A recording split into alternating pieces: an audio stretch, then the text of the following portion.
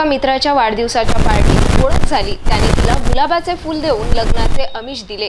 तिने त्याच्यावर विश्वास केला, अशातच त्याने तिचे सर्वस्व लुटले। त्याला लग्नाचे विचारले असता नकार देताच पीडितेने थेट पोलीस स्टेशन गाठून तक्रार केली। पोलिसांनी त्या इसमाविरुद्ध अनेक कलमान्वये गुन्हे दाखल केले आहे। मित्राच्या वाढदिवस निमित्त पार्टीचे आयोजन केले, त्या ठिकाणी पीडित युवती सुद्धा हजर झाली। अशाच वेळी बडनेरा जुनी वस्ती राहणारा 22 वर्षीय सुजित संजय लांडोरे हा सुद्धा दाखल झाला। त्याच्या मित्राच्या वाढदिवसाची पार्टी 26 मार्चला आयोजित केली आणि याच पार्टीत पीडितेला सुजितने तिला गुलाबाचे फूल देऊन माझ्या रूमवर चल असे म्हटले। त्याच्यावर विश्वास करून पीडिता सोबत गेली। तेथे त्याने लग्नाचे आमिष देऊन वारंवार शारीरिक संबंध केले। पीडितेने लग्नाचा विषय उपस्थित केला असता लग्न करण्यास नकार दिला, अशी माहिती पीडितेने बडनेरा पोलीस स्टेशन येथे दिलेल्या तक्रारीतून नमूद केले आहे।